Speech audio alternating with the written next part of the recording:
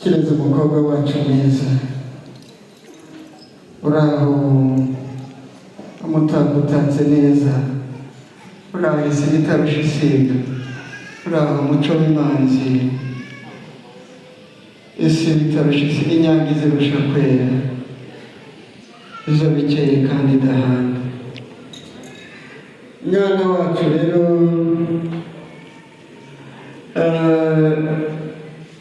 umenyereye amateraniro, ariko uyu munsi reba uyu muryango wose, reba n'uriya muryango wose. Hari amakuru meza, kimwe ntitwagutanze, ntabwo uri umuntu ntitwaguhanye, ariko ikibabaje ni kimwe, baje badusaba ikirezi. Mukecuru uramusize, umusaza uramusize, abana bawe bari bakuziho kubaganiriza, ukabacira imigani n'ibisokozo na twa tundi twa burage. Keza uramusize, tekereza. Ariko ubu ntiwasibira uriya, ntiwasibira na rimwe. Koko kirere, koko umukobwa habaye akarago k'abatambuka bakagenda, ni nyampinga uragiye, wasibiye rimwe. Mukecuru umusigiye nde? Ariko umwana we bagiye mwihangane mwirira, ntacyo abaye. Ibintu byo ntabwo byicana,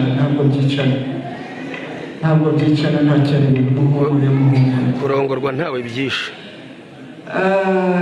Muco w'imanzi rero, inyange zirusha kwera mutako mwiza. Ndagira ngo twegere ababyeyi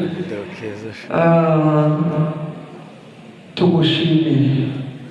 Ntabwo wigize agatebo, wigize idolari, uzakomeza idolari. Murambura ibiganza ababyeyi mubuze impundu. Umwana ni uwacu kandi ari n'uw'abandi, ni uw'umuryango. Mukobwa wacu ntabwo ugiye iw'abandi, ntabwo ari kwa rubanda, ugiye iwawe. Waje kudusaba yatubwiye ngo ni umwana asabye iwabo kandi agiye iwabo.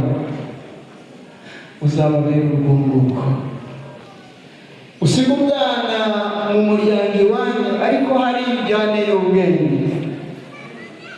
Mukobwa wacu kirezi cyacu,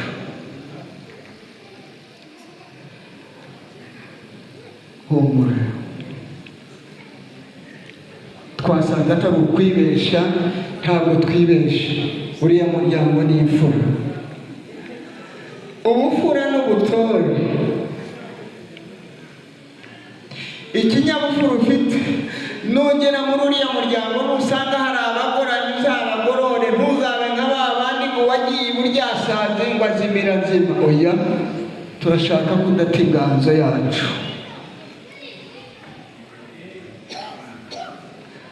Uzubahe umuryango, ababyeyi basanze, abashyitsi uzabakire, ntihazagire ugucisha mu ijisho n'abaramu bawe. Ariko ngiye kukongorera akantu gashyire ku mutima, abandi bose ntibazagira bakumenyera. Uzamenye umugabo wawe, umugore ni uw'umugabo umwe.